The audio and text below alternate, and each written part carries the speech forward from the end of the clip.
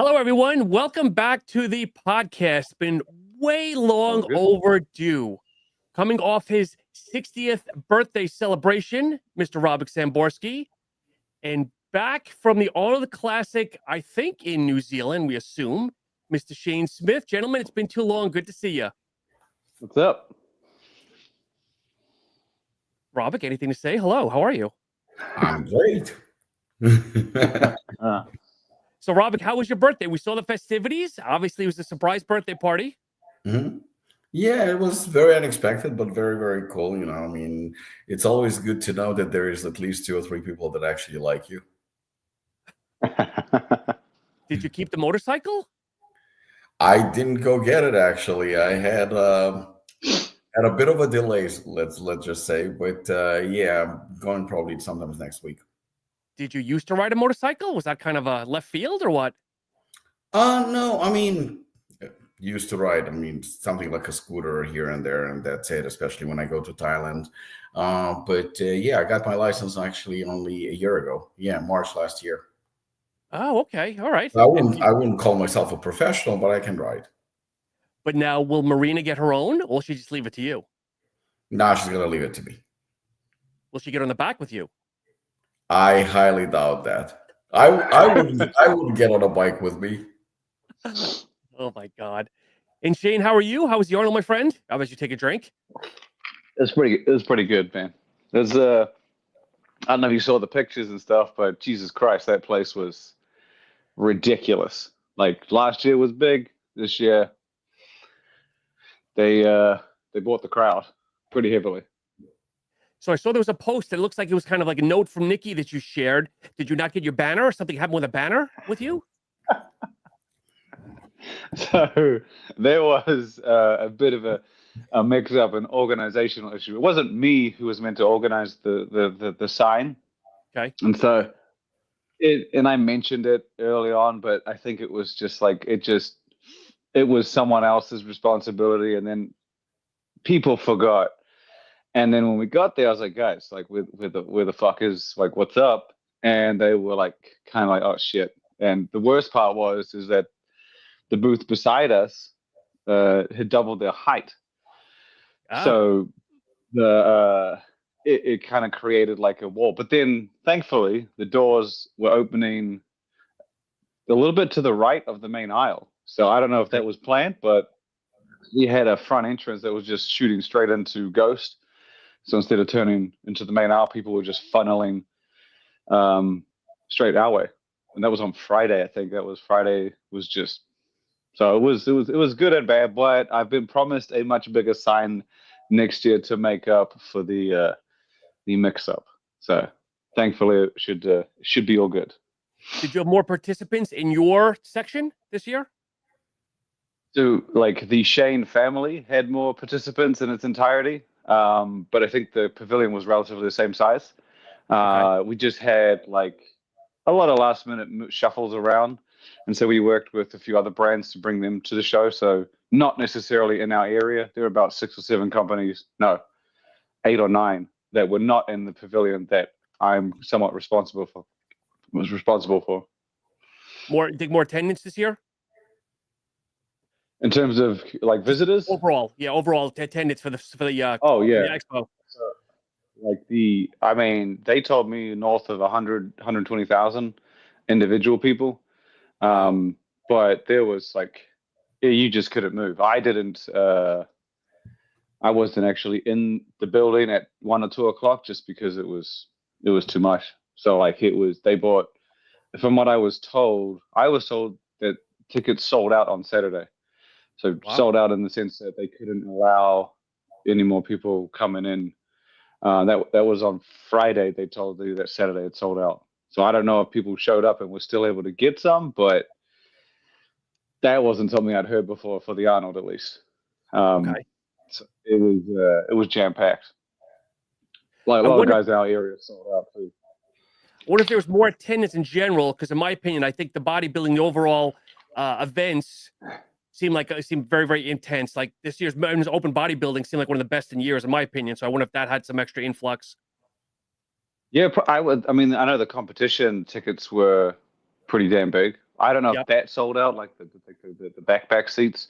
But I do know the like the big VIP seats, front row shit, all that stuff was gone completely. Okay.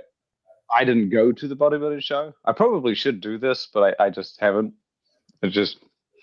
I went to the gym like at that time. You were smart, probably dead or deader. No. See, the thing was, I went to the gym with someone from a brand, and I was like, "Yeah, man, I got the perfect plan. If we go to the gym right when the bodybuilding show starts, there shouldn't be anyone there."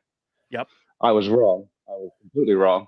It seemed like there were events on at the same time at the goddamn gym, and it just was a clusterfuck of. Either way, it was. I know not to do that next time. But yeah, it was 7 or 8 o'clock. There was events. Jim Reaper had an event at the gym down the street, and we got to work out in. That's all right. all that matters. Shane, one question here about the event. So someone had asked, aside from the cage, what was the best booth in your opinion at the Arnold, or maybe booths? I really liked the EHP lineup. They had like a custom container, so they gave out 300,000 cans, which was ridiculous. Wow. So they were giving out cases. So I think some of them were people were getting cans, and then other people would walk. Someone at the end came out with like 7 cases. They were just shuffling them out. I just liked the way they had laid that out. But then obviously the Young LA booth, it was more of a. They had it was more of an appearance stage, so they had a lot of celebrity guests. John Jones was there, Jet Cutler, all these like big influencers, and they had 4 separate stages rotating throughout the day. So there was always someone appearing at each one, and that was just.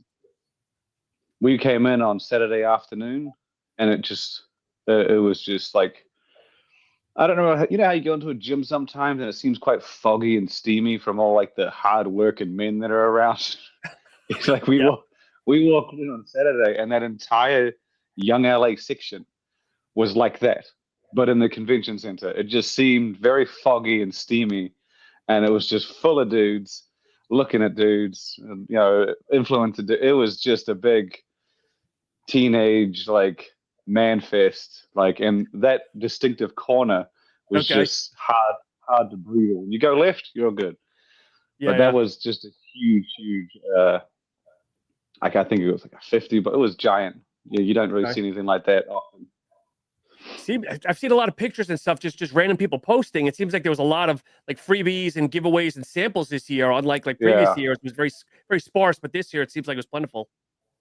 Well, there are a lot of brands there just giving stuff out. Like I know Young LA had a shirt for the show that I must have been giving out. Like I said, EHP was giving out cases. Ghost had their hydration and the energy drink. Bucked Up was in the same boat. Then you had Gorilla. There were a lot of brands giving out just samples. So if you went all 3 days, I imagine the people who had the big hauls went 3 days. Yeah. You would. That makes sense. I was surprised at how many beverages people were getting. But if you had to line up for a lot of that stuff too. It was some queues. Okay. All right. And Robik, welcome to the show. Yeah, it's very interesting. I wasn't at the Arnold, so I wanted to hear, but I heard that it was very, very busy. So Robik, of course, got a lot of good questions here for you. We'll kind of just jump in as always. So here's one. How do you formulate new products without cannibalizing your existing offerings and product line? You know what I mean?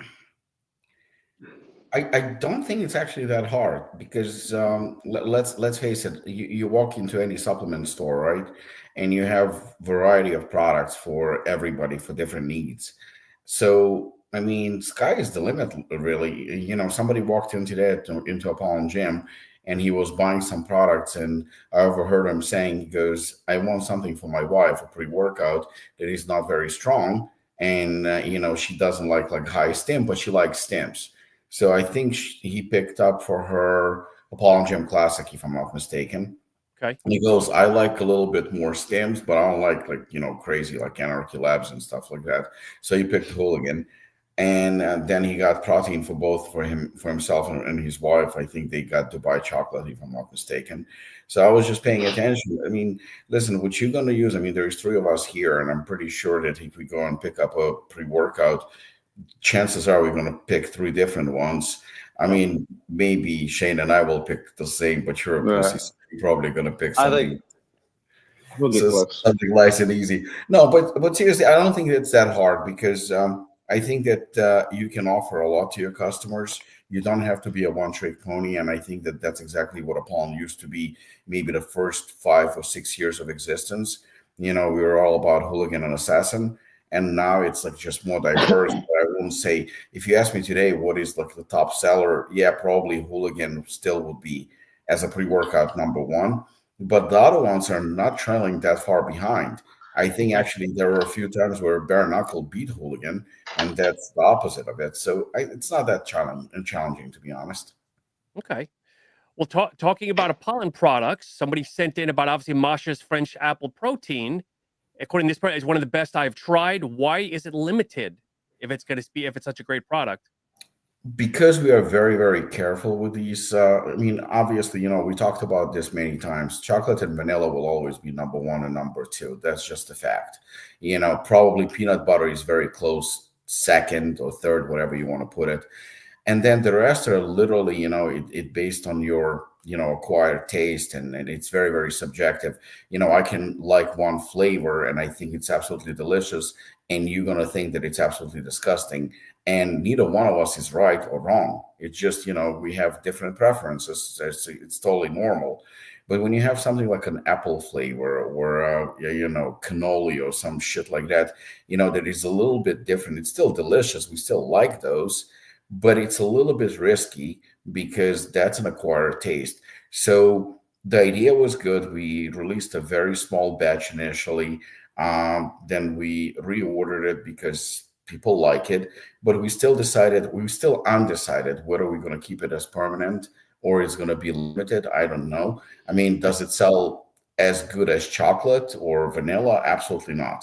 But in terms of a limited release and how much people like it, I mean, they like it a lot. I mean, it definitely sells very well. So we just actually discussed this yesterday, that maybe just because Masha is already, and Shane and I talked about it, that she's becoming more and more known. I mean, people like her, and I think she's becoming quite a character.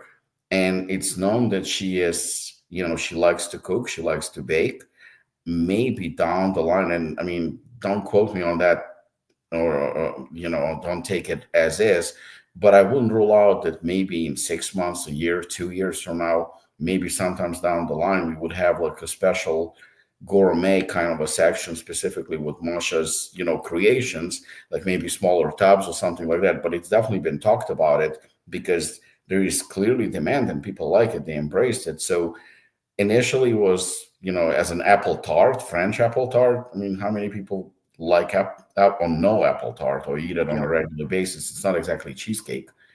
So it was initially an idea of just having it as a limited release, but right now maybe there is more to it. So probably we'll sit down, we will, evaluate it, and maybe it's going to be permanent. But definitely open to it. So Robik, so in saying that, take out the flavor, because obviously the flavor sounds like it dictates whether it's going to be a long term or not. So go for something more of like a pre-workout. Okay, what makes you decide on a limited edition versus a stock product on, let's say, maybe a pre-workout? Well, we just did V50, right? I mean, obviously it was for my birthday. Obviously it was something different. But the thing is, it was a good formula. It was really a good formula, and it had the name Hooligan behind it. But the reality is, when you have limited editions, and especially the way we do things, we always load them up. I mean, to make sure that they stand out. I mean, limited editions should be different from your regular inventory, from your regular offerings that you have. So it's something unique, something very, very cool, and typically expensive, not just to buy, but also expensive to formulate, expensive to do. Yep. But people like what we do. So if we say had 3 or 4 flavors of Hooligan V50, and we would offer that, I mean, that would cannibalize. That would be a problem for Hooligan. That would Mhm. definitely compete. We would create something that we would kind of create a problem for ourselves. That's why it's so important for the formulas to be different and for it to be kind of, it creates hype. It creates, it gets definitely the brand attention, and it's definitely fun thing to do. But when you do something fun, you don't want to do it all the time because then you kind of lose interest. So Yeah. I'd rather do like a couple of collaborations and unique formulas, limited edition, like 2, 3, 4 times a year, but leave Hooligan as Hooligan. Because right now, people that never tried Hooligan sales are up. And I Yeah. think they're up because of Hooligan 50, because it got so much attention. I wonder how many people, okay, respectively, Robik, we've said this over and over now. You guys are at the level now that you can put out a candle and it'll sell out, okay? That if people or even more, if people are actually analyzing the ingredient panels where it's just like, up another palm product, it's going to be great. I'm buying it regardless. Does that make sense?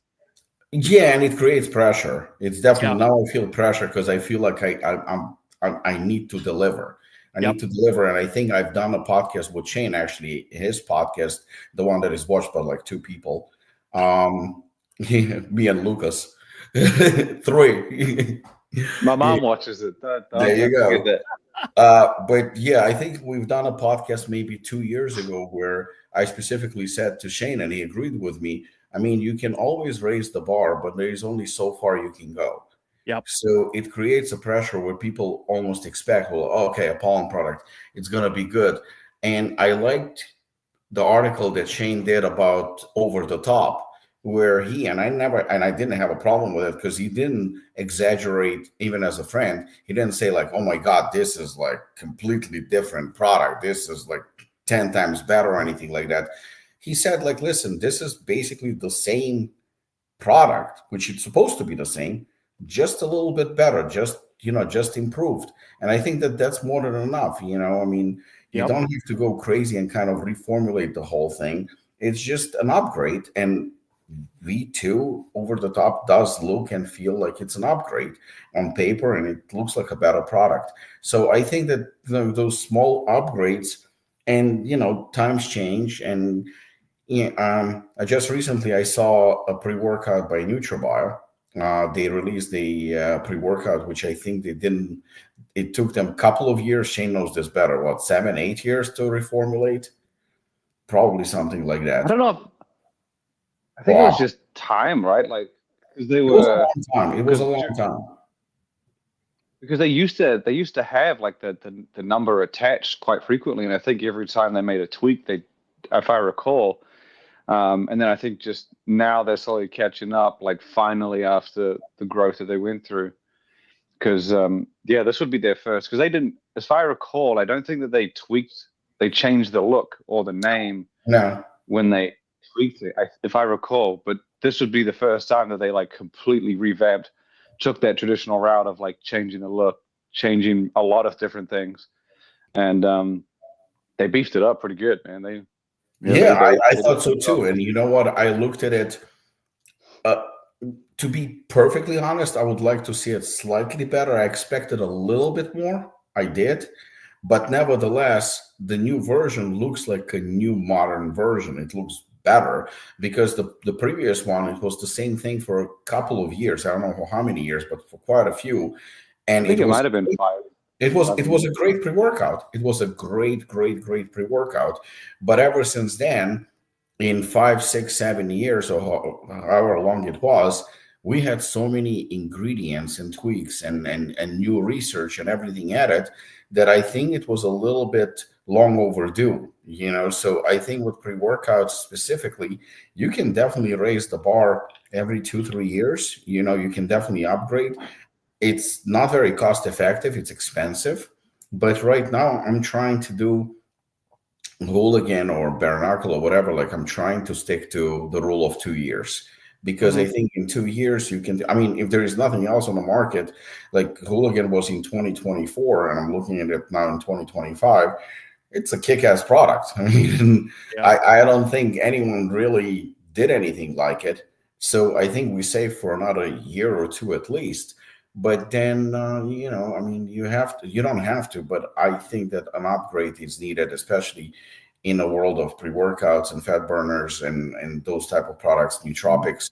You can definitely improve. Yeah. So Shane, of course, going to give you some love here. So someone wrote this in. If Stacked were to collaborate with a fictional character to create a supplement, who and what would it be? That's a good fucking question. Goku. Dragon Ball Z. This is a no-brainer. Well, what is it? Goku. I'd probably Goku from Dragon Ball Z. We'd do a fucking you'd have Goku base level pre-workout, and you go Super Saiyan Goku would be your premium. And then you'd have like a fusion of Goku and Gogeta maybe. That'd be your hooligan. I mean, shit, that area of you don't understand. When Olymp partnered with Dragon Ball Z, that thing put them on the map. And then they had to stop it. But like that is a universe that I would hazard to guess that inspired a lot of current generation people to go to the gym. Like we grew up with that. Those motherfuckers were unreasonably jacked, like muscles you cannot attain at any level. And then like it reaches into the geek realm as well, like the nerdy realm of people that would never go to the gym, but might consider it if it's like there's that link, like a Goku pre-workout, a Goku energy drink. I believe it's a licensing thing because he's a national character apparently. He was a mascot for the Olympics that didn't get their due, but if I recall, that's what happened with Olymp and why it had to kind of stop. Okay, all right. Easy question. I guess I'm old. I'm just old. I Dragon Ball Z was never in my wheelhouse. It's way before my time. You shitting me? I still watch it now. What are you talking about? Sorry. Are we going back to like Steamboat Willie? Is that what we're looking at? Damn, bro, Steamboat Willie. Holy cow. All right, anyway. Robik, if you were to work out with any historical figure, who would it be? Whew, that's... Make you think tonight. And you're getting old, too. Now you got to think harder. It has so many choices. It would have to be somebody unique. I'm probably gonna get a lot of heat for this answer, but my answer would be Hitler. And I was sitting there in the back of my mind to whoop his ass. Is that why you want to do it? No, you know what? I mean, I'm a geek. I'm gonna get a lot of shit for this. I know that. Love it. Love but, it. But the thing is that I'm a geek, and he's such an evil person.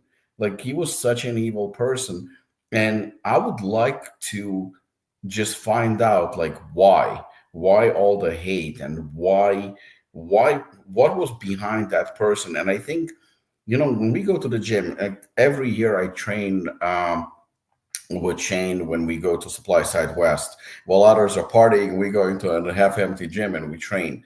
And I think when you train at the gym, that's when you're in a different kind of atmosphere. You're in a different zone. That's like your safe place. That's where politics and business. I mean, sure, we'll talk about supplements here and there, but it's just a different environment. And I feel like that kind of humbles you a little bit because if you think that you can lift heavy, somebody can lift heavier. So this is like your safe space when you different, like you exposed. This is where you are in a different element. So I would like to find out why he did what he did, what was driving him, or what you said initially, take a dumbbell and smash his head. So I think either way, I think it's a win-win situation. Somehow I don't think you're going to bring out the humbleness in Hitler while working out. I feel like... No. But I think like you exposed to being kind of, I don't even know how to say it properly, probably yourself, where you're in a different zone. We all have jobs, we all have families, we all have like day-to-day things. But when you're inside the gym, that's your own personal space, that's your personal time. And I think that would be like the best place to ask questions and kind of like level with me here. Why are you such a piece of shit? Like, what is driving you? Why you do what you do? Why you did what you've done?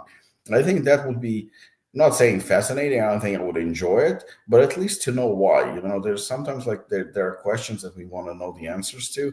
I would love to know why. I don't think he'd give you the answer. Struggling to Probably not. I think that the option of smashing his head with a dumbbell would be probably the most obvious one.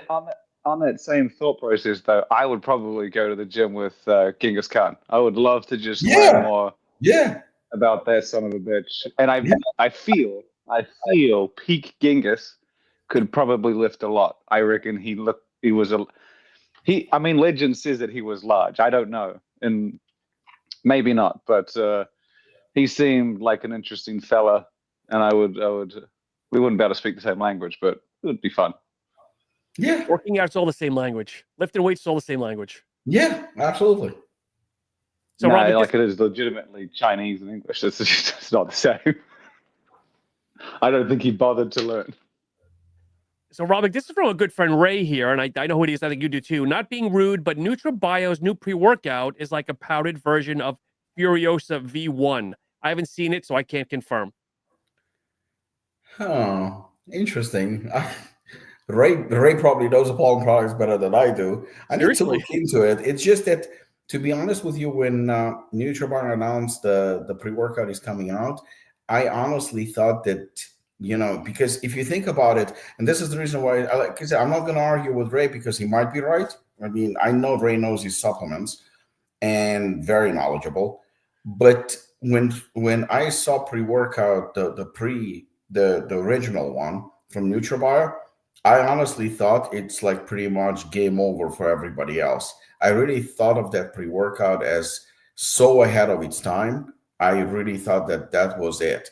And for a long time, and even I thought it was overall better than Hooligan, because Hooligan delivered at that time specifically to a very like niche group of people, very unique. And again, I'm always being transparent and honest. So I thought it was a better product than Hooligan at that time, because while Hooligan checked like 1 or 2 boxes in terms of who it's intended for, don't forget that initially it was 600, 700, 800 milligram of caffeine. So obviously not for everyone. But NutraBio had, I believe at that time, 350, which was pretty high, 350 milligram of caffeine. But everything else was so good and so well balanced that literally anyone could use it. And I thought it was checking all the boxes. So to me, at that time, NutraBio's pre was the best pre-workout overall on the market, even though I hate that term best. So when they announced the new version, I thought it's going to be exactly the same case where that would be, wow, they're going to just shut the door. To be honest with you, I was even nervous that, wow, Hooligan's going to get some serious competition considering that we lowered the amount of caffeine. I was like, this is going to kick ass. When I saw it, I definitely saw improvements, 100%. I thought it was modern. It had nitrates. It definitely had a very modern look to it. So I really liked it. But it did not meet my expectations. It not like the first one did during that time. I thought that, today I would not rank it as a #1 pre-workout overall. I would say it's among the better ones on the market, but it did not meet my expectations. I thought it's going to exceed my expectations, but it didn't meet my expectations. I thought it was just good. Okay. Shane, I know you kind of talked about it, but what were your thoughts after seeing it? I'm trying to remember I remember it being.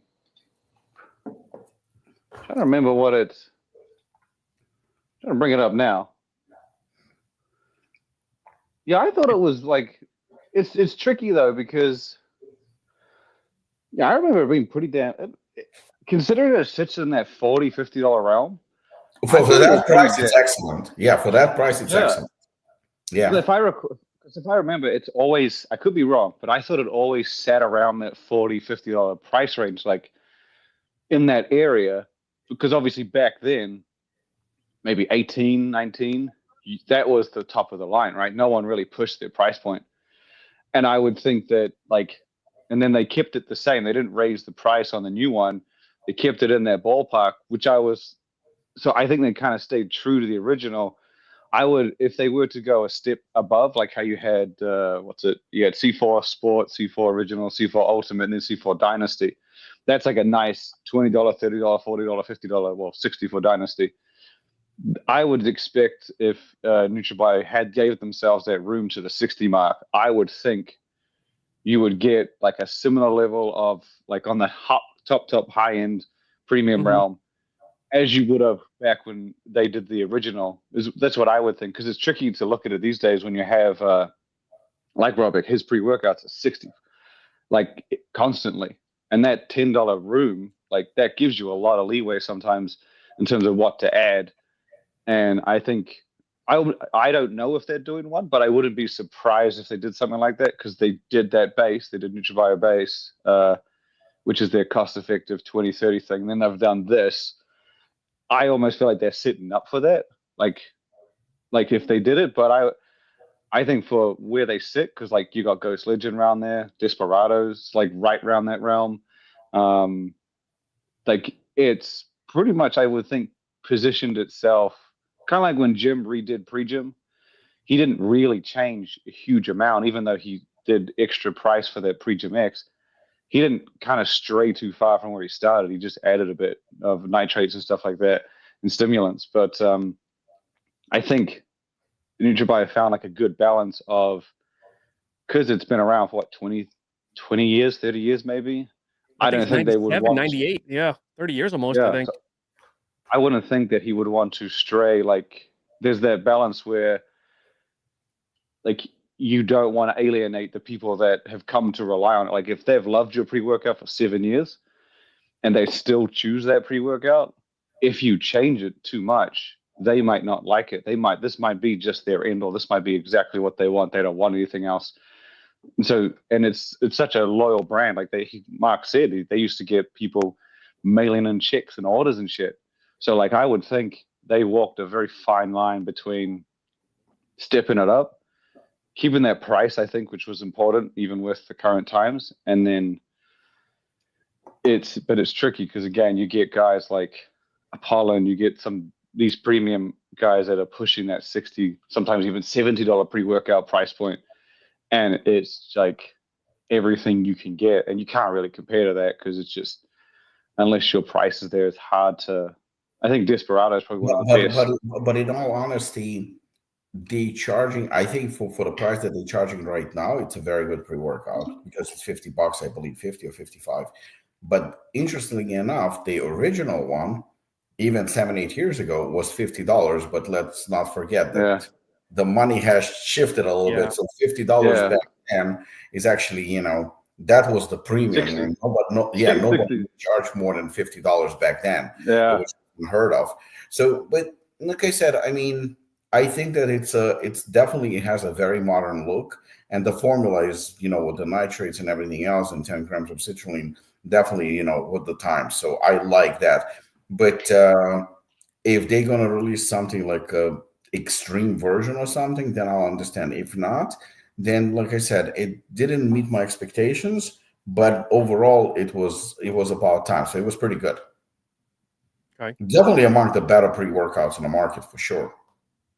I have to, like I said, I don't know. They probably wouldn't tell me if they were going to do a premium one, but I would I would think they're setting it up to do that.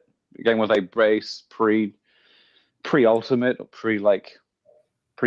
I don't know, celebrate their 30th anniversary or something. It seems like it could be a good fit for them. Like you said, knowing that back then they were on that like Outlift C4, like they were up in that premium realm and they competed pretty well. Also, don't forget they have Unbound, so maybe they're saving it for Unbound.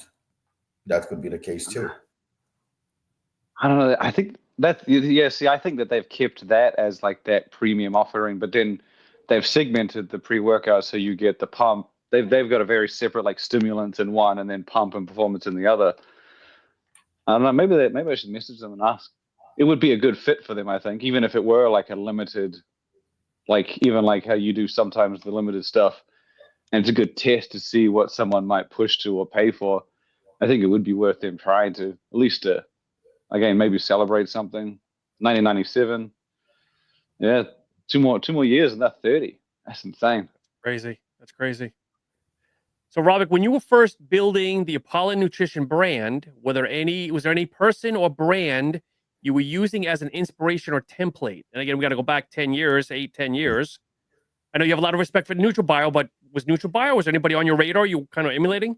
No, not at all. To be honest with you, not at all, because there was never a plan or a vision to be where we are today. So no, I mean, I just wanted to make pre-workout and protein for my gym. That's it. So like, and it was, and if the vision came later on, that probably came like 2 years later. It was too late for me to, to look up to anyone or to copy anyone or to be like somebody else, because I think at that point I kind of like ended up in a situation like, oh shit, I went pretty far. Now the only ways to go is up. So kind of the competition was always against me. It was always against me. But and I'm not tuning my own horn here or anything like that. It just kind of ended up that way. It kind of happened. But there was never. I mean, if I was planning to start a brand new brand for, and I wanted to enter the industry, then maybe I would look up to, knowing me, that probably would be NutraBio, because I mean they have such a solid brand and they still do. That probably would be it. But no, not really. Okay. So here's one, I guess, for both you and us. Shane here. What are your thoughts on Panda Supplements? I mean, they've done a lot in a short amount of time, right? It's come out of, I don't know. I don't know when they launched. I thought it was 3 or 4 years ago. Yeah, I think you're right. Could be wrong. Right. I don't know exactly, but they did really good job at retail. And they've got, from what I hear, just great distribution and great loyalty with retailers, because they're not, like, I could be wrong. I don't think they're in any of the GNC franchises or anything in Vitamin Shop, which is not to do that in the short amount of time. And to be honest, in the same breath as like Robik's done, he hasn't really he's got a bunch of different pre-workouts, right? So he hasn't really varied too much from his original formula. He's got, I don't even know how many different pre-workouts he has, but he hasn't sort of gone high stim. He hasn't to the rest of the line, but then he's gone cost effective for Christmas. He does and he's done very well with protein, and he's got his fat burner and his nootropics and I think that's just done very well. And it seems that he hasn't really wavered too much from his original effort, and he's obviously done a shit ton of collabs now. And he seems to be picking them quite mutually. Like, it's never someone that is, I guess, they all seem to be on the same level somewhat, or in the same realm. And except America, I thought that was quite a nice drastic contrast for them. And he just kind of seems to keep on pumping through, and they did a multivitamin not that long ago. I mean, it's impressive to see what he's done in a short amount of, well, I say short, but in the few years that he's been around, it's like there are equally old brands that haven't done that well. I feel his collabs are kind of slowed down a little bit. I haven't seen too much, but I feel lately there's a lot more protein drop. Maybe not more, a lot more, but some more protein drops than the pre-workouts as of late. But I think that, I mean, when they first came on the scene, I thought it was a very, very nice concept with the whole pen. That would, I thought it was very, very cool, something different. I can't say, I mean, we've done collab with them too. But up until collabs, I think that they did okay. I mean, they did good. I mean, clearly they're not heavy into direct to consumer. They clearly not heavy into those things. I mean, they have distribution channel, which is doing very, very well for them. I mean, I know a couple of things that how they do it, and I like that they stick to that formula, because that's a formula that works for them. And I always admired companies they stick to what works for them. I was not a huge fan. This is going to be a bit of a cliche because we've done collab with them. I'm not a big fan of collabs like that, because I think that it's a smart thing to do because you're obviously getting attention from other brands, and they followers and they fans and whatnot. So you definitely getting more attention that way because collabs will definitely get you attention. But I think that when the collabs are happening, they very much known for the nice marketing, with Mm-hmm. the graphics and stuff like that. They're really doing a very good job with that. But I'm a little bit old school when it comes to it. I think at the end of the day, from my perspective, I prefer what we do, what NutraBio does, where we let our products speak for themselves. Because at the end of the day, you can do cartoons, you can do graphics, you can do influencers, you can do everything, but it's your supplements, it's your product that people either like or they don't like. And I think that that's your biggest advertising, that's your biggest promotion. And we've seen that, for example, with Hostile. They had Sam Sulik, and the brand was exploding like crazy. Before Sam Sulik, average, not bad, not great, but average. Average is good. Yeah. When Sam Sulik came on board, they exploded, absolutely exploded. And keep in mind, I believe they already had Sam Dauda before Sam Sulik, and nothing was Who did they have before Sam? I thought they had Nick. Nick Nick Walker. Yeah, they had Nick Walker. They had Nick Walker. Nothing happened with Nick Walker. Yeah. Nothing happened with with Dauda, but Sam Sulik definitely got them a lot of attention. And this is where the problem, a big problem exists. Once Sam Sulik was gone, I'm not saying Hostile is out of business. They're doing well, but they're not doing as well. And it's very, very clear that Sam Sulik was carrying the brand. The same thing is, well, maybe not to that extent, but Panda was on everybody's lips due to collaborations. Mm-hmm. Everybody was collabs. They have good protein, they have good product, and I like the fact that the formulas are more or less sticking to their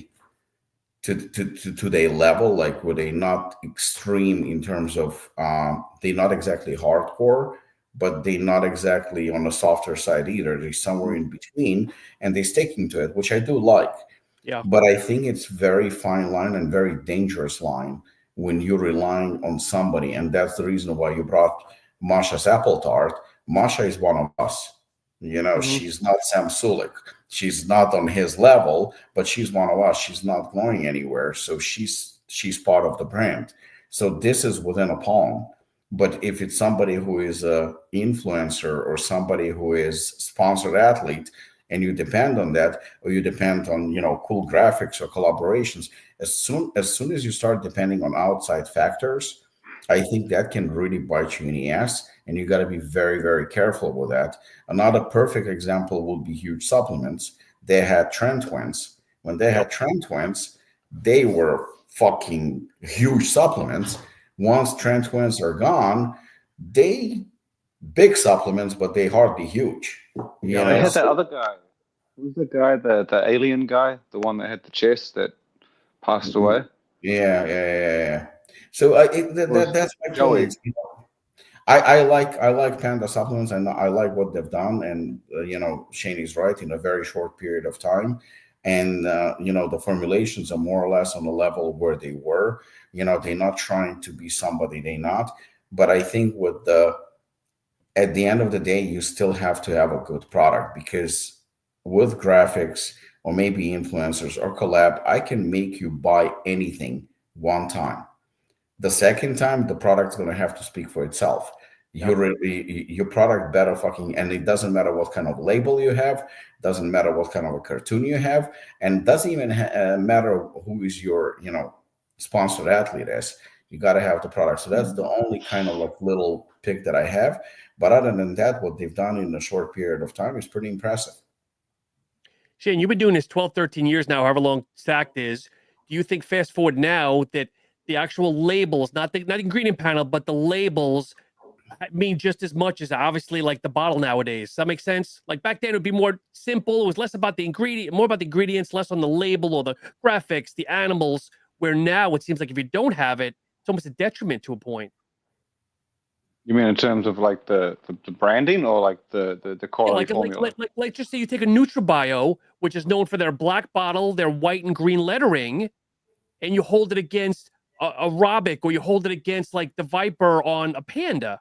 I mean, do you think that really? Oh, you mean like for eye catching and stuff like that? It's different because, like, I mean, someone mentioned this at the Arnold. I have been doing this for quite a while now. Come to think of it, but back then, like yeah, I guess you have to understand is like you had Nutrix, you had Gaspari, you had everyone had their own individual look. Like no one really looked, no one was very similar to the next. BPI was white and blue. Gaspari was like that royal blue. Muscle had its distinctive like patterns in the back. Everyone was different, and you put them on the shelf. You knew which one was which and which kind.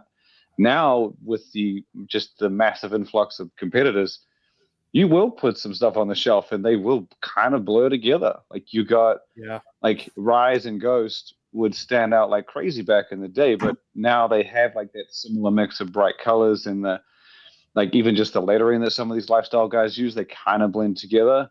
So and it's just encourage guys to do more to stand out, like to just like even Ninja's rebrand.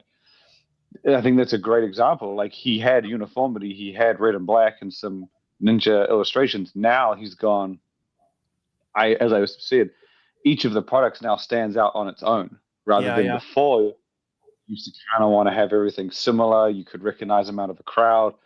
Now they like if you have the whole ninja lineup alongside one another, it can, but then each of them will pop by itself. Very similar to Apollon, like he's got some uniformity, but they do stand out incredibly well. Panda's the same. Like modern brands want them to stand out because again, back in the 2010s, you didn't necessarily have the pre-workout shelf, the protein. You had Gaspari shelf, Cellucor's shelf. Everyone was grouped together, so you didn't need to. No one strayed too far away. Now, you go into a vitamin shop or a GNC, it looks pretty fucking crazy. And having them stand on their own, not necessarily in a line, I think is a big thing. And that's just purely competition. Like the amount of brands that are there is insane. Yeah. And you know what? I'm going to add to it. I definitely agree with what Shane says. Labels are unfortunately, and I mean it unfortunately, are very, very important these days because people do pay attention to them. But when you ask me that question, about any other brand that I look up to or whatever, this is the reason why I respect so much, not look up to, but I respect so much NutraBio, because they labels for a long, long period of time were shit. They were garbage. They were boring as hell, and they were the same for many, many years. Yet the brand is one of the most, arguably one of the most respected brands in the world. No really influencers, no cool labels, I mean, Mark is not exactly fucking Brad Pitt, but at the same time, he's Tom Cruise. He's Tom Cruise, but the same age too. But they are actually about the same age. But the thing is that what they've done with the brand, that's the brand that you want to look up to. Because without cool labels, without influencers, without any models and stuff like that, they just delivered good products that people continued to buy. And let's be honest, not only that, their protein was never considered great tasting. No. Never. People actually criticized the protein taste for quite some time, but not the quality. People went and they bought the protein anyway, despite the fact that it was not the best tasting by far, and still is not. It's decent, but it's not great tasting. But when you buy NutraBio, you're 100% assured that you're buying quality product, good formulas, good product, and that's more than enough. And that's what translates to longevity. That's longevity. Because no disrespect to anyone, but Rise, C-Bomb, Raw, all these brands are here now, gone tomorrow. I'm sorry, but that's the truth. I don't see them to be brands like NutraBio for foreseeable future. But NutraBio is a legendary brand and deserves all the respect from everyone, and that's just the fact. Yep. Oh, good point. Good point. So this one I haven't seen. Is Shane and Robik, what are your thoughts on 13 grams? I haven't seen this, of tyrosine in Gorilla Mind 3. That's absurd. Did you try this one, Robik? I did try it. I mean, I heard some people complaining that it gave them like a foggy feeling and like a headache and stuff. I didn't experience that, to be honest, so I'm not going to talk shit about it. It just, there is nothing wrong. I mean, even talked about it with Robert Shinetsky. There is nothing wrong with 13 grams, to be honest. It just, 2, 3, 4, maybe 5 is more than sufficient, more than enough. 13 is definitely look at us, we cool kind of a statement. And that's all it is. There is nothing to it. Will it kill you or harm you? Unlikely. Is it necessary? Definitely not. But also, you know what? A little bit on the inside thing. Tyrosine is so fucking cheap. It costs nothing. So the difference between 2 or 3 grams and 13 grams is not going to be that sufficient. If they did something like, I don't know, nitrates or vasodrive, doubled or triple or quadruple that, they would feel the cost. And they wouldn't have done it for sure. But, when it comes to tyrosine, that was just getting attention kind of a move. I didn't see no benefits from it. Added benefits. I didn't see anything. But like I said, I didn't feel shit either. I didn't feel like, it's going to kill me or something like that. It was nothing. I had it. I got like 2-3 tubs. That thing trips my balls at full amount. And it's not the, like, because someone asked me, it's like, oh, maybe you're not used to the stems. And I was like, get fucked, man. I don't want to be like rude or anything. But I've had 600. I've had 650 caffeine. I've had 7. And I'm fine with that. Like, and this was it 500 just over? And so I knew it wasn't the caffeine. And and when I didn't notice that that was the feeling I was having, I would be sitting down afterwards and wanting to vomit. I'd just be dizzy. I'd be disorientated. I heard a few people who say that didn't like the feeling. Yeah. And it's not that it's like I've had good focus. I've had plenty of good nootropics, but when I tailored it down to, I think I dropped it down to 1.5 scoops. 2 was the max. I dropped it down to 1.5. Fine. I had 1.5 with extra caffeine. Fine. So it was, for me, it was purely that balance. It wasn't the stems. It was purely that nootropic, whatever it is. Yeah, I heard and from people. I have to think it was the tyrosine. Like, again, I get like it's a cool dose and it's huge and all that stuff, but I think it's like if you want to make a pre-workout for everyone, if you wanted to make a pre-workout for, like, I don't know, 90% of the population, you would put 300 milligrams of caffeine, maybe 350, maybe even like less than 300.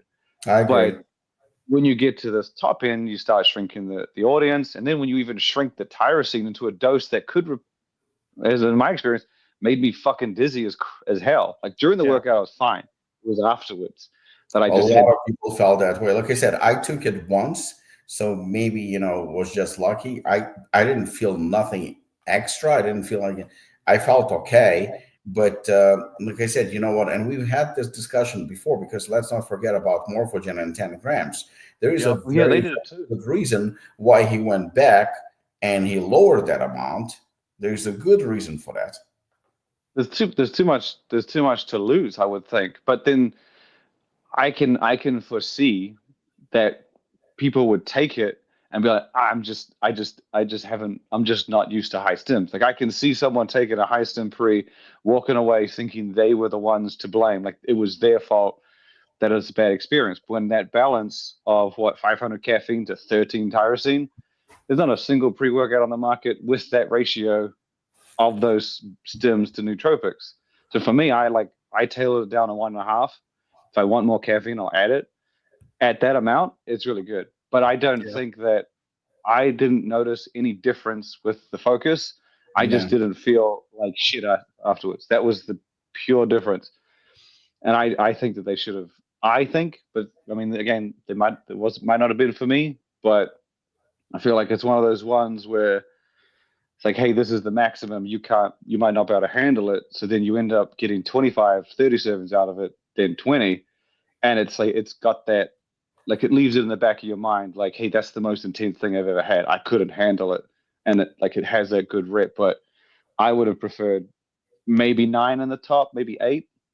that would have been fine anyway. That would have been heaps as well.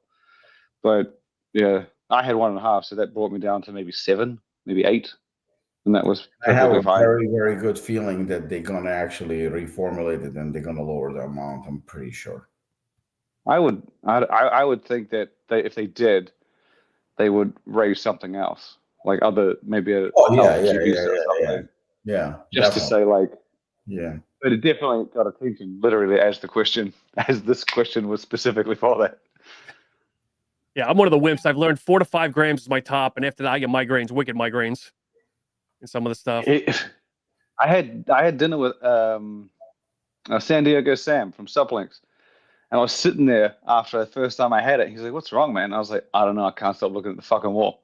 And he's like, "Do you need to eat?" And I was like, I think I need to eat." And I didn't come right until like an hour later, 2 hours later. It was rough. It was. I mean, I still did it again just to make sure, but it was intense. So, Robik, our friend Ray here, I think he really likes the exotics here because he's blowing up. He says, "Can Robik speak more on the DMHA 2 amino version of a pre-workout you hinted for Anarchy?" I know you posted a little teaser, but I don't know if you want to open that door up or. No, it's fine. There are a couple of brands that I saw still using the MHA. There's one brand in particular that likes to throw like every stem under a fucking sun, and it's just not well formulated. It's just stems, and that's it. And as much as I've done high stem products, I always think about the formula. How the focus comes, how the energy comes, or pump if it's a pre-workout, like how they work together. I mean, I think there is a reason why it's called formula and not just like throw everything in a fucking mix. So when I looked into DMHA, I mean, it's technically not illegal. It's Feel great. it's a very gray area, and I just posted on social media. I posted in stories like, what if I release something with maybe DMHA or something like that in terms of like maybe a limited release just for the hell of it on the Anarchy Labs. I mean, Anarchy screams anarchy. You do whatever the fuck you want. So I've done that, and I've done one with 1,000 milligram of caffeine. What if I've done that or that? And both those fucking stories, but those posts, they generated so much feedback. I was getting DMs left and right for days. Please do it. Please do it. Please do it. Please do it. I mean, there is such thing as a supply and demand, or in this case, demand and supply. And you know what you're doing. I'm definitely not ruling it out. I mean, I'm actually thinking about it more and more that I might do like a limited release on the Anarchy Labs and do something like that. Strongly, I can tell you that at least two products are going to come out this year. 3 actually. One is coming very, very close. That gonna have this, even though like some of the products we already done with Dubai chocolate and and over the top. I mean, they already raised an eyebrow, but I can assure you that in the next couple of weeks, there's gonna be a product that's gonna be like a clear what the fuck moment from everyone. Definitely. But I'm gonna do a few of those products, like fun projects, and I enjoy doing them. So yeah, it's definitely possible. So wait, is Ray forecasting here? Is Robik doing a 2 amino or amp citrate version of a pre-workout? Okay, let's not push it with amp citrate. Even I can draw the line somewhere. That's citrate's cake, man. DMA and amp citrate. I'm not gonna touch for sure. DMHA, hordenine, hygienamine, new pept, phenabut. I mean, I'm definitely open to those 100%. But the amp citrate, amp citrate, as far as I know, is actually banned. I think so. I think that's not great. If I were to suggest, just because of your size, because the thing is I don't know if you remember, there was a lawsuit that went out. I'll tell you afterwards, but there was a lawsuit that went out that went after a retailer that sold brands that had these stems in. I think it was DMHA. I might have been wrong. It wasn't FDA, and all I know is I didn't hear anything afterwards, and I assumed that it was settled or something in that realm. And the problem is like the FDA probably won't do. Might I don't know if they would or if they would. I would assume they might send a letter or something. But when you get to a size, it's your competitors that will be like, hey, let's fuck this guy. Like that, I've seen that and I've heard about that a lot. If I were to do it in a manner, just creatively thinking here, and I know there's some out there. I'm going back a decade. BPI did this whole line of supplements. It was Soviet research supplements. Now it was just purely branding. It was in red with like the whole like logo and all this shit, drastically different from their blue and white. And it was like Soviet research, blah, blah, blah. Really different. And you could buy it here, right? If I were Anarchy and I were trying to play on the side of caution to avoid shit like this, I would make it exclusive to a country where it's absolutely legal to sell DMHA, not gray, legal. And then tell, hey, if you want this, you got to have at it. Fly to this country and fucking buy it and use it there. And they might buy it, like find some retailer. Maybe it is Russia. Maybe it's someone, I don't know, Thailand. And then, because making it exclusive, because the crowd that you're going to draw with that would be the kind that would buy or fly to another country just to get a pre-workout. But I would say that doing it here, just because of your size, I would think it would paint a target on your, like, I don't know who. I'm sure there's some people that would do some stuff. And I'm only saying that because I remember seeing it. Wasn't that long ago when someone did it for DMHA, and I believe it was also a few, like, maybe it was the SARM stuff as well. They roped it all together. I'll find it.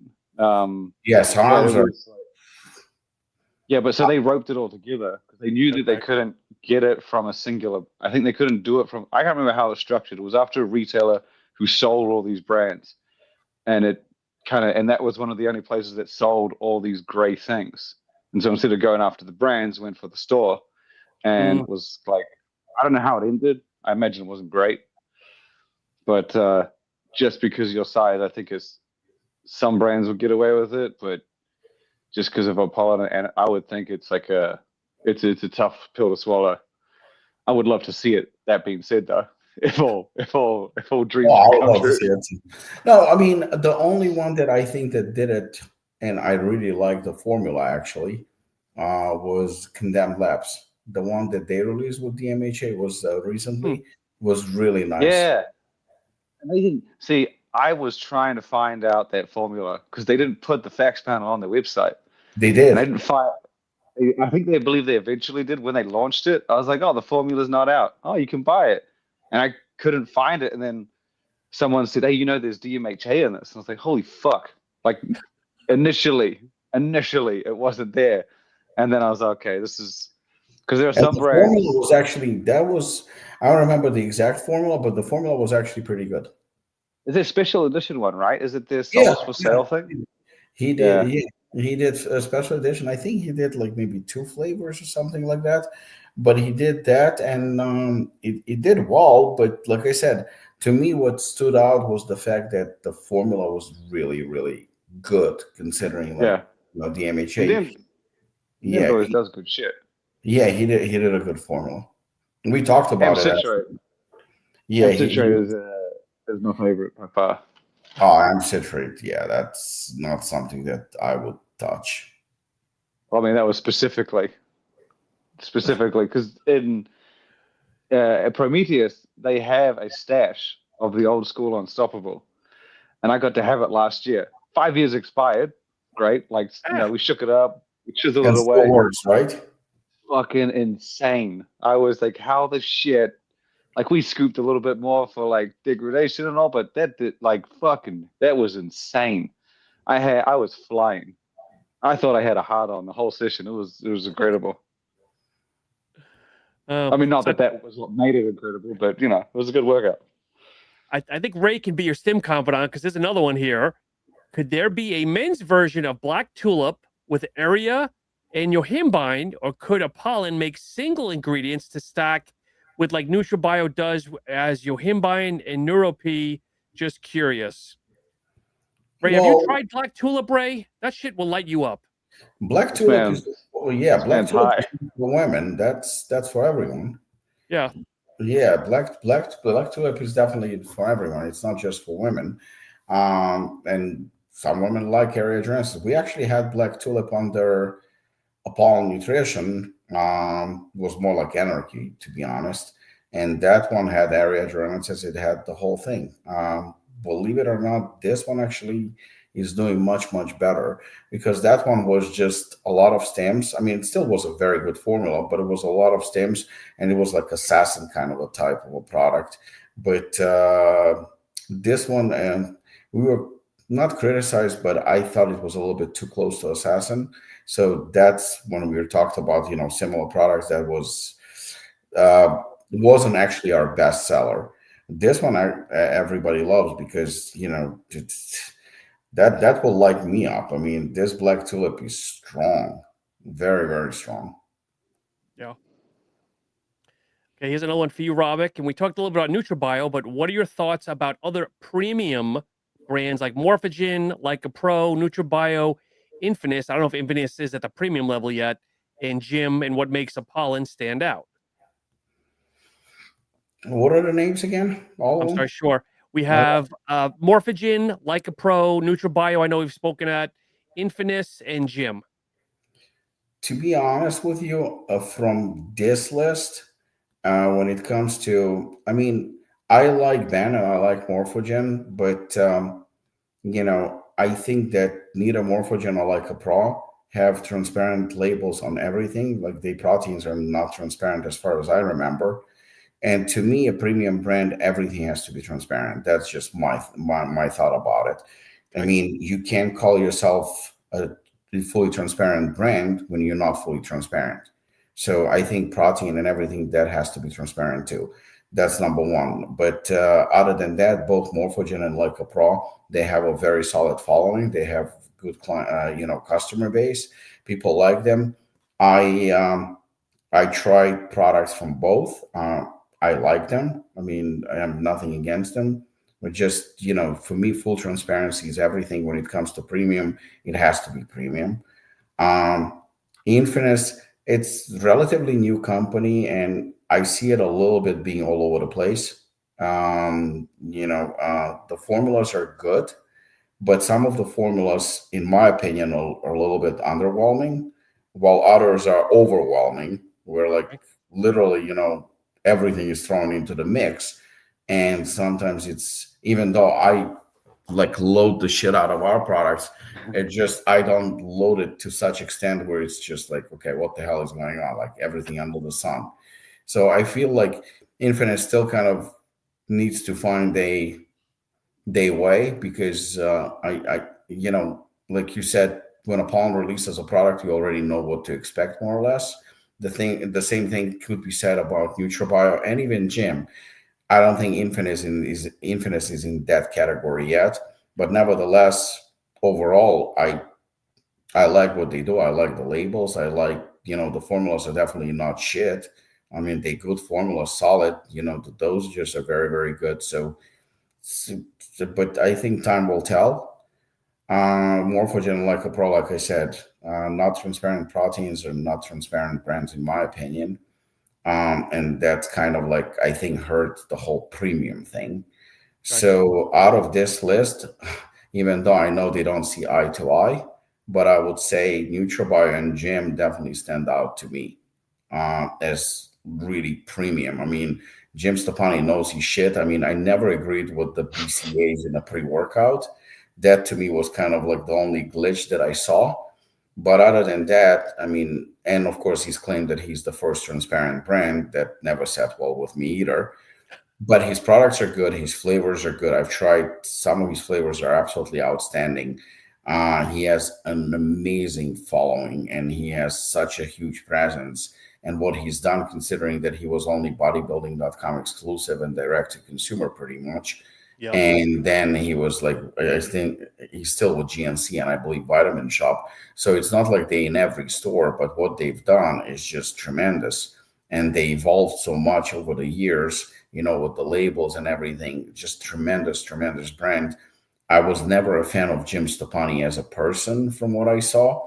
but the respect that I have for the brand is outstanding. I always keep forgetting the name of the guy who runs it, or he's a part owner or whatever. I always ask Shane, what's his name? He's an older gentleman, kind of looks like. Oh, you're thinking of Vince Andridge. Yes. I've talked to him 2 or 3 times. Fantastic person, just fantastic. Such a respectful, cool guy, full of knowledge. Is utmost respect. And again, I mean, to me, NutraBio comes superior. It's just because of so many years being maybe not the best-selling brand, but they definitely among the top ones, and such stable brand. I mean, what, almost 30 years to be at the top, and without any bullshit, without any, like I said before, any influencers and star athletes and whatnot. And even the marketing is not exactly, very modern marketing. They don't really do a lot, but the products speak for themselves, and it's a truly, truly transparent brand, fully transparent brand. I mean, it doesn't even get more transparent than they do. So, NutraBio is as premium as it gets. Most of the products are also certified kosher. I mean, the labels are maybe not the prettiest and the coolest, but they get the job done in terms of information. Everything that you want to find out about any dose, any ingredient is there. So I will always respect what they do. And to me, overall, they definitely clear cut winner when it comes to a real premium brand. And, if I can be even compared to them even a little bit, then that's to me, that's the biggest compliment ever. But it's a standout brand. Anything to add, Shane, with that list?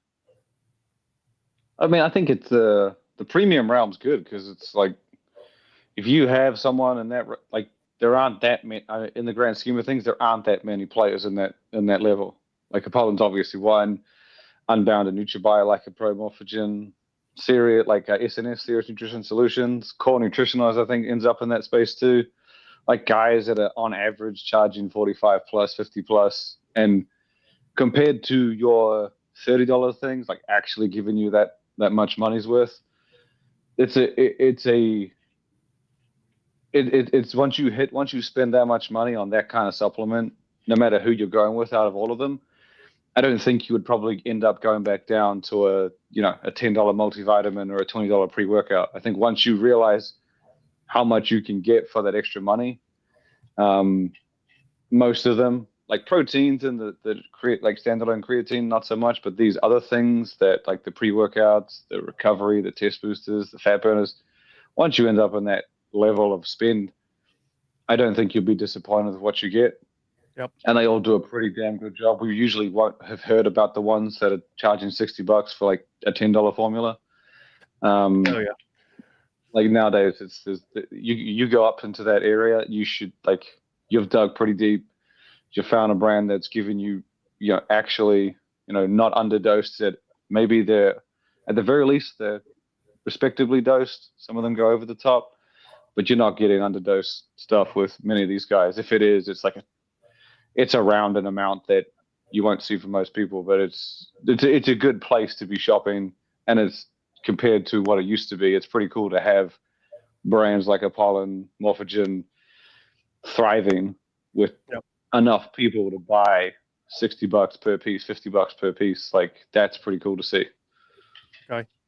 Robik, with the Apollon Gym Classic you dropped, have you kept eyes? Is it a new type of customer, or is it just the regular customer, the Apollon customer that's been buying the hooligans now, just trying something else because the brand dropped something? Have you tracked it at all? That's a very good question. To be honest with you, I have to look into it. And the reason is because I know that, I mean, based on what I see at Apollon Gym, that people are definitely buying, there are existing customers for sure. Are they buying it for themselves, or are they buying it for somebody else? To be honest with you, I don't know. Okay. But I think that, through channels such as Stacked or Goated, Sammy, when they get attention, that when they say that, oh, look, Apollon just dropped a $30 pre-workout, people go like, what? Apollon $30 workout. That's unheard of. I couldn't afford or didn't want to spend that much money. Always wanted to try Apollon, but I never tried it because maybe it was a little bit too much for me in terms of spending. But now I can try it. And if it's Apollon, because people already know if it's Apollon, I mean, it is quality. So they can try something. And even in terms of a hit, because we still known for hard hitting pre-workouts, 300 milligram of caffeine per serving is not exactly light. It's not a huge amount. It's not a stim junkie amount, but 300 you will definitely feel.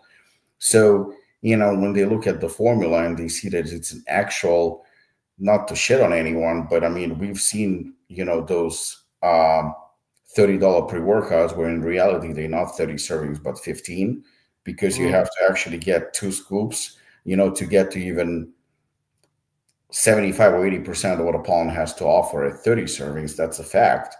So there is definitely a gimmick going on with a bunch of people where they're tricking the consumer, 30 servings. And then you look at it, well, it's not 30, that's 15. And, at best, so you're still ripping people off. But at 30 full servings and what you're getting from Apollon Gym Classic, or you're getting from NutraBio Base, I mean, you're getting really solid pre-workouts, really solid.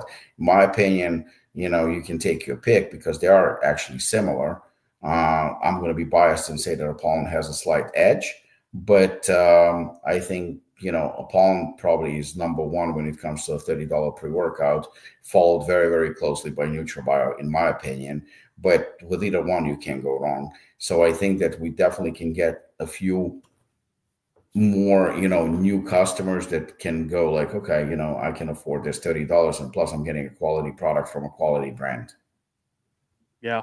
And I would think too, maybe the average ticket might go up a little bit, because now someone that, instead of buying a Hooligan at $60, whatever the price point is, now I can go ahead and buy an Apollon Gym Classic, and then maybe now I can get a protein. Granted, it's a little bit more, but now I can get 2 products, get to try 2 things instead of just one like Hooligan, if that makes sense.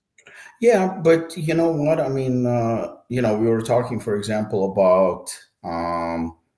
you know, about different brands, but like, for example, if you look, I mean, what Ray just said, that Apollon is not expensive brand, and he makes a very solid point, because the thing is that if you look at Hooligan or Desperado, which are 20 serving products, if you divide that in half at 40 servings, you actually getting shitload of product.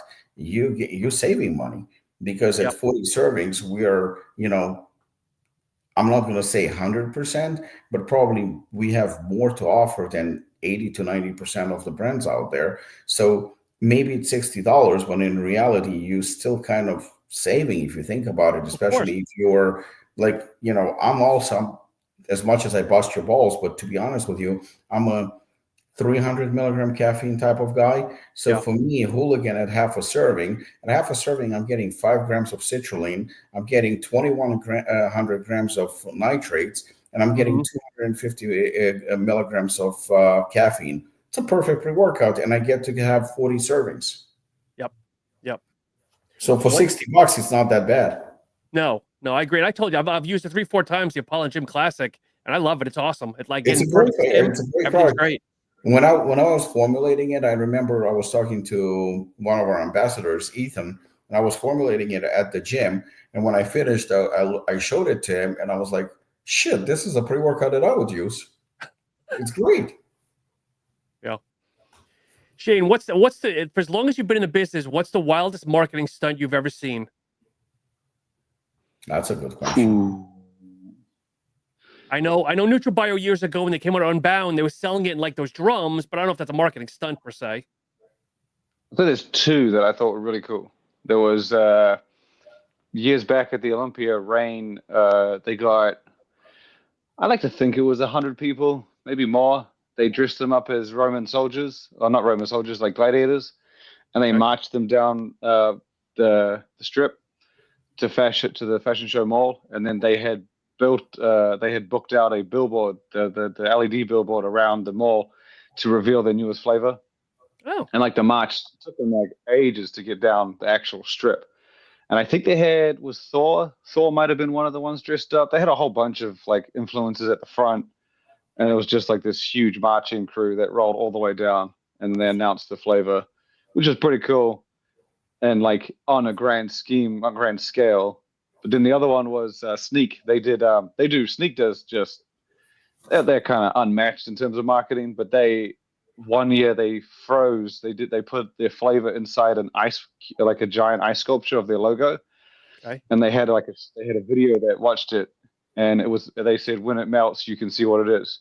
Oh. And they had a countdown, and it was meant to melt down, and it got like, I think they were saying they went to the 2 days, I think it was 3 days or something, and it hadn't even like gone anywhere.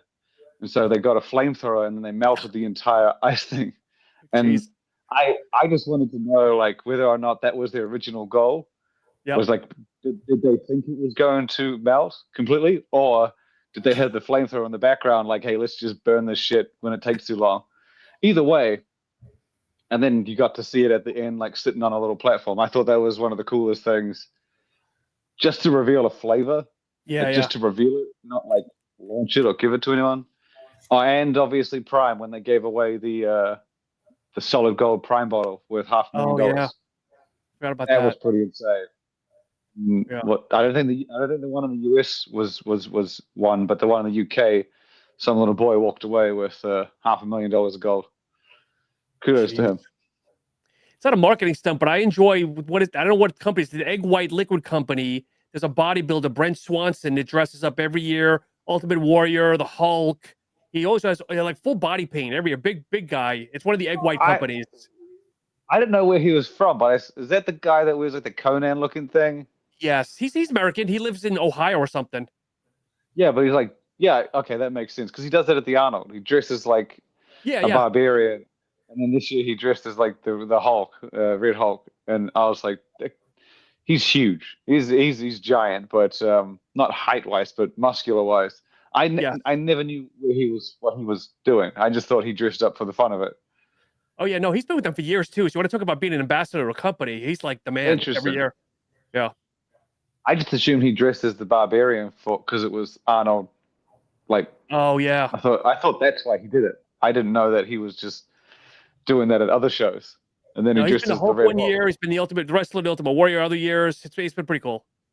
This makes, because he was the usual barbarian, and then he was also the Hulk this year. I think he did both. Yeah, I saw them. Yeah. Hard to miss. Yeah. Yep. All right, so Shane, this is for us here. Sean and Shane, if you can use only one Apollon product for the rest of their life, what is it? And I'm going to let you answer first, and I'm going to defer to Robik to guess what he thinks I'm going to answer.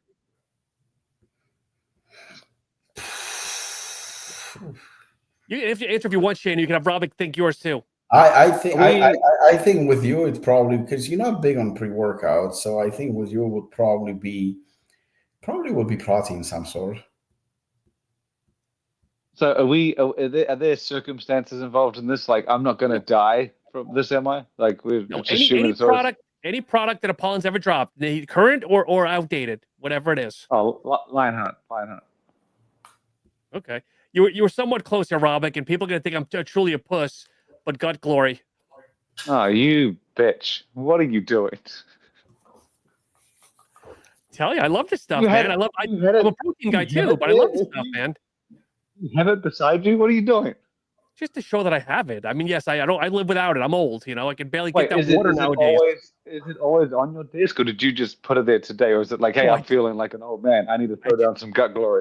I just put it there now, but I have trouble drinking water, so I take out my water too to keep my water down. I thought you just had it at your desk. Like, yep, this is my trusty.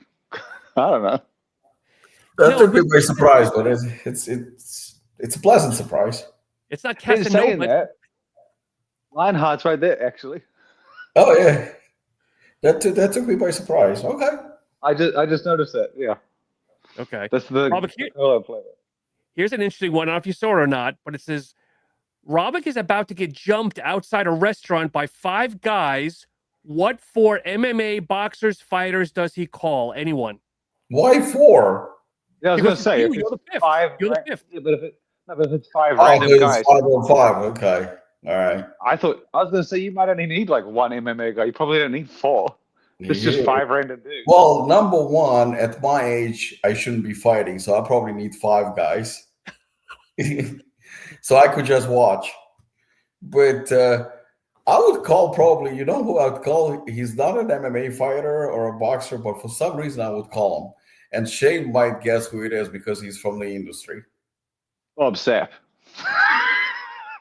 From the supplement industry. Anyway, good. Continue. I'm surprised because you should definitely get this. Oh, wait, I have to guess. You're not going to say Lobliner, are you? Fuck no. Somebody who can fight. Glacier? What is Muay Thai or whatever it is? His black belt? Dan Pierce. DP. You got to pick You said it yourself. What, I said it? Yep. Someone who can fight that's in the industry. I do recall saying this about someone, but I don't know who it was. It'll come to me. Oh yeah. I mean, I don't know if you'd want to call him because you're just looking to fend off these guys. I think Adrian would continue and probably beat the shit out of them for good measure. I don't think he would.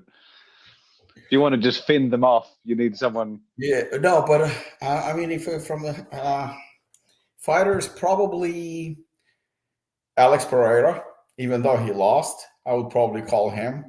John Jones, I mean, you can't go wrong with him. Fedor, in his prime, and Shogun. Okay. Yeah. Gotcha. Yes, and I agree with Adrian, though. Adrian wouldn't stop. He'd make sure the person's like out. Adrian is crazy. He's fucking nuts. He would be mad at the disrespect to even challenge them.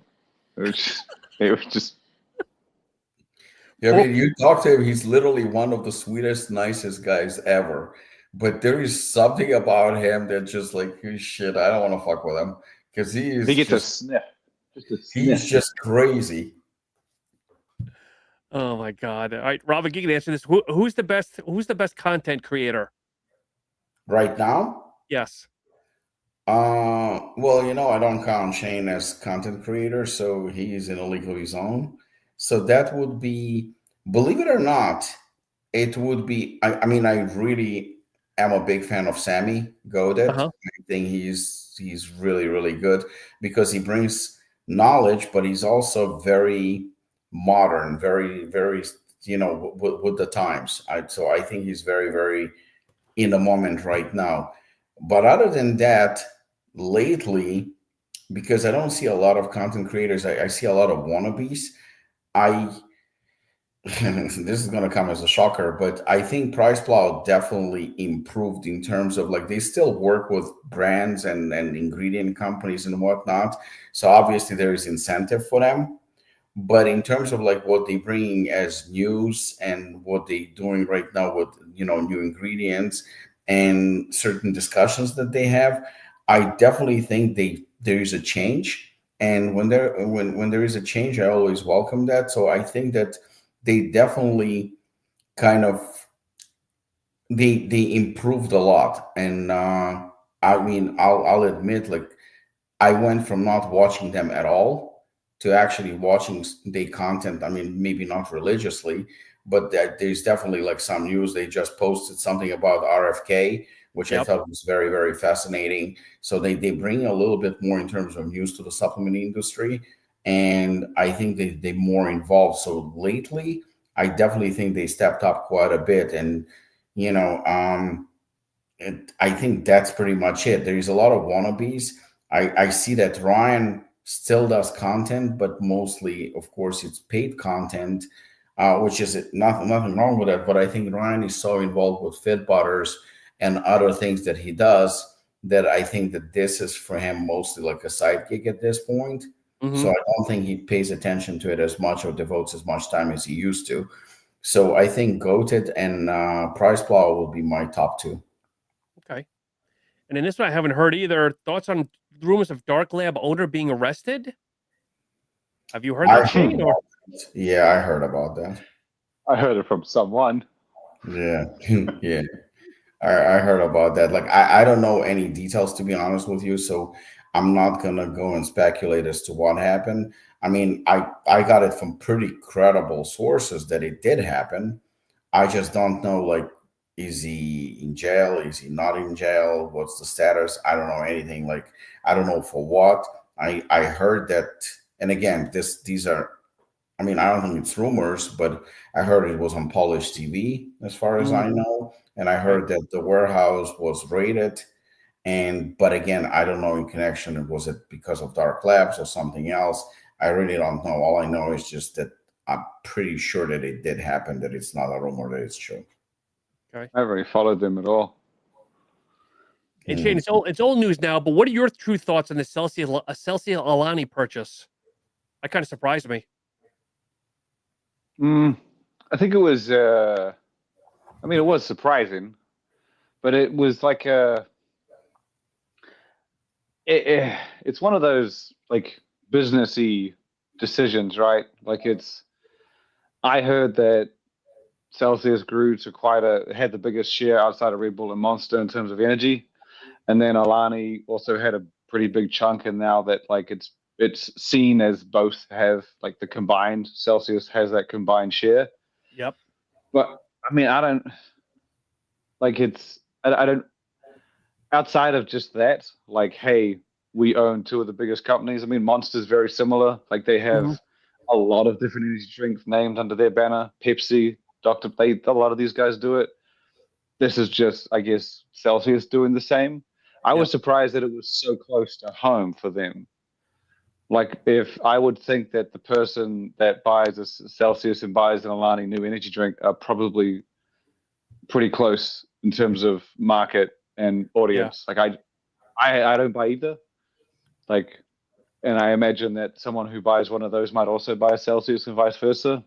Okay. I would have thought you'd want to get a portfolio like, you know, that contains like a specialty energy drink, then maybe like a Rain or like a Bang, like a different audience to learn from one another.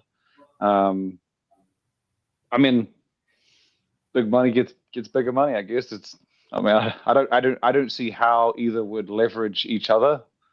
Like, one wouldn't really help outside of the fact that they just streamline their business, I guess. Yeah. I mean, good. Congrats to Alani for getting that bag though. So it's a nice way to live. And as we wind down, Robik, I'll ask you. I know we've talked a lot about Kieran Culkin. Have you seen the movie Real Pain yet? Oh yeah. Oh yeah. Did you like it? Loved it. I was waiting for like something. Maria and I watched it last night, and I was waiting for something like big, and I just felt it ended flat. The ending could be better, but I think the whole idea and concept behind the movie, and especially his performance, just, you know, I mean, don't forget, I mean, I'm not Russian, but I'm Russian speaking. And the other top guy who was nominated in the category was Yura Borisov from Russia, from the movie Anora. And he was absolutely incredible in that movie. But I still was rooting for Culkin, because that performance was just ridiculous. I mean, he's, you know, this is somebody who used to be called Macaulay Culkin's brother. Yeah. And now he's like a superstar and just such an incredible actor. And the delivery, I mean, the way he performed in this movie is just crazy. Have you seen it, Shane? You know what movie we're referencing? I know the movie.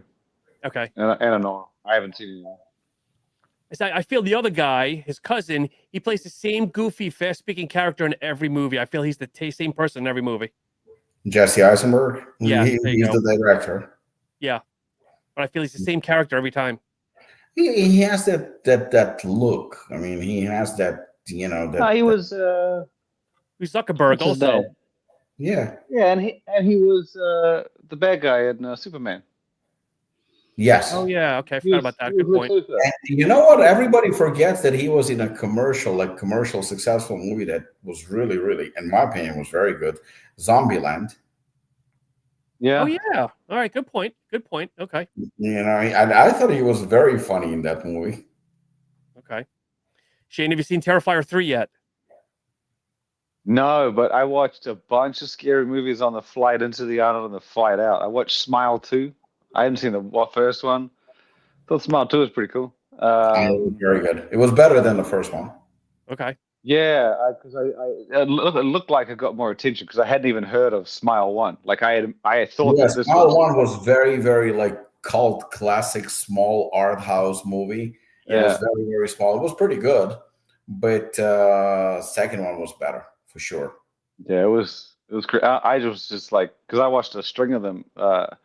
Never Let Go was another one I watched. There was a couple other ones that were like in that spooky realm, and Yeah. I was just hoping because my daughter Ava was sitting right next to me, but they have like that blur now on the screen. We can't see it from an angle. But she caught some things and she was like, "Why is that lady smiling?" And I was like, "Just go back to sleep, dude. Don't watch the shit. You don't want to see this too long." Did you watch yet? I know it's on Max now. Heretic. No, not yet. That's a good I one. think I heard of that. I haven't seen it yet. Yeah, that one you'll enjoy tremendously. That's a really good movie. I've been watching Hey, the new Dragon Ball Z show because I'm a fucking child. you definitely want to make sure Nikki and your daughter are at the mall or something to watch Terrifier 3. You do not want her anywhere in the building, dude. God forbid I don't think she they sticks want her head to out. watch it at all. Like it's I had this discussion with my niece. I said that I like movies that give me chills, like that scare me. I'm not too I don't get too disgusted or scared if it's focused on gore. Because she was like, I watched this really scary movie and they were like, oh, they showed the leg being snapped and the blood coming out. And I was like, that doesn't interest me. It just seems like they were trying to oversell because of disgust. I like You know what? It is. It's not scary at all. It's very gory, like very gory. But the thing is that I yeah. liked about the first one and the third one.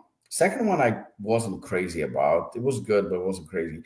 The first one because it had such original, like very low budget. I mean, low budget. I think they filmed it for like $10,000 or something like Yep. that. And I like those type of movies, so I thought that was pretty cool. And it had a few cool concepts that I've never seen before. The third one, believe it or not, I liked for the comedy. I thought it was very, very funny. So you remember Nightmare on Elm Street? Which one? The So original? I mean, all of them. Yeah, Freddy okay. Krueger was very funny. Yes. He was very, very funny. And when he killed, it was actually funny the way he delivered those kills. So I feel like a lot of people compare Terrifier to it, but I think it's more comparable to Freddy Krueger because it's funny. Like the lead character, considering he doesn't say a word in Yeah. all the three movies, he's extremely funny. And you can see in the third one, he clearly just has fun. He enjoys himself. And I think the kills are so like you're looking, okay, there's like you see everything. I mean, you see things that you don't want to see. There's male anatomy, Shane, just to prepare you in a chainsaw. We'll just leave it at that. Yeah, There's dicks in this? I, yeah, yeah. There's it, Points taken away. let's just say circumcision has a whole new concept now. Yes. How do you cut a Yeah. dick with a chainsaw? Well, I don't think it was a dick. It was a dick too, but it was mostly Right up Was the it- middle, baby. Right up right the in the middle. middle. What do you mean? Like we're holding like this and we go like this, or are we pulling it like this and we're going like?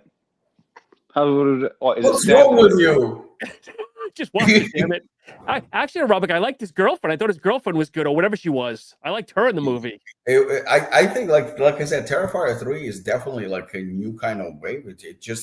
It brought something new because there are so many horror and gory movies out there, but this one and Heretic, they just took the concept like completely different. They went completely different route and they brought something new.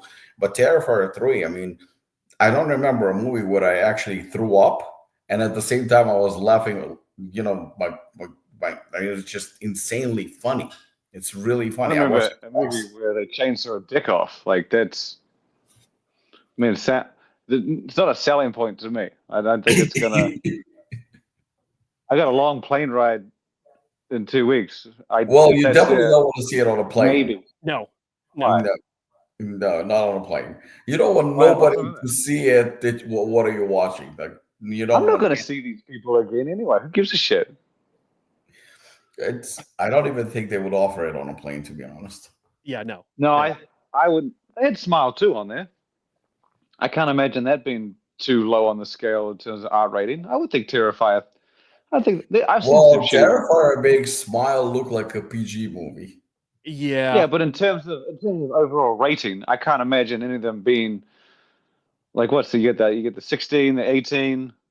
Back in the days, you had the If R20. I'm not mistaken, Terrifier is actually unrated. Yeah, I think so. I think it's unrated. It's the highest grossing unrated movie in history. Oh. Yeah. It's unrated for sure. Maybe Because if I look on, I can't see it getting an R rating. It has to be NC-17 or unrated. maybe if it's on the plane and there's absolutely nothing else to watch, and I'm interested to see how a dick gets cut off with a chainsaw, maybe I'll play it. Maybe. Just for that scene, thanks, Shane. Yeah. Now, who's the screwed up one? What do you mean? That's all you've told me. Like, oh, it's a clown that kills people. Yep, gory. Yeah, cool. I seen the picture. And then, hey, there's this one scene where dick gets cut off somehow with the chainsaw. Somehow. All right. So on that note, guys, we have Robik. We have the new isolate, the new St. Patty's Day isolate dropping the 17th. Is that what it is? It's this Friday, 14th. Yeah. This Friday. Okay. Anything else as we wind down? Anything else exciting? Yeah. But that's what I'm gonna keep a secret. Well, actually, one I can share. Next week or the following week, multivitamin gets upgraded. Oh, nice. Is your mystery product got anything to do with April Fools?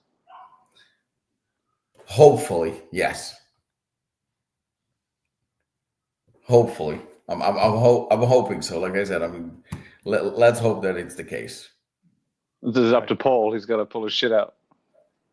It's he's got to time it right.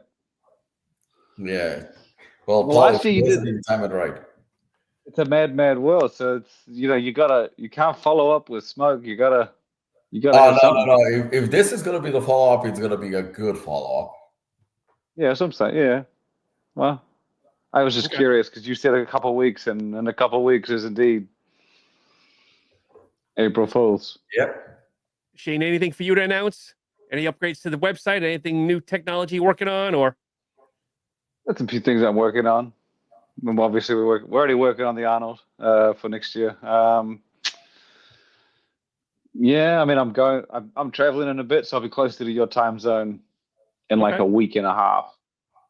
Should be, but it'll be a fast-paced 3 weeks ahead of me. So, well, hopefully you can fit us in again. We'll have to do this another one very quickly here, and not wait 3 months because everybody's crazy calendars. I should be able to because I won't be doing anything. Wait, what today? 2 weeks from Saturday. No, yeah, I should have some spare days. Just I mean, Europe is what? Right, damn it. Last week, you're like, yeah, I'm good. No, I'm flying instead. No, so my flight itinerary. So in Europe, I'm going to see, I believe I'm attempting to see like 15 brands in roughly 15 days. But some days I'm just flying. So it's a tight schedule. I get to go to ESN. I'm going to ESN's HQ, which should be fun. Nice. And Bear Bells in Stockholm. Okay. It's not entirely set in stone, but I'll find out shortly. Yeah, I got a few. I should be seeing a few UK brands. My protein, hopefully, as well. It's on the cards, and yeah. If any other brands are in those realms, let me know. I might not be able to fit you in, but just let me know anyway. Okay, perfect. As always, gentlemen, it's always good catching up. Good knowledge drop today. Good movies, and as always, we'll see you guys very soon. Thanks so much. Thank you. Take care, guys.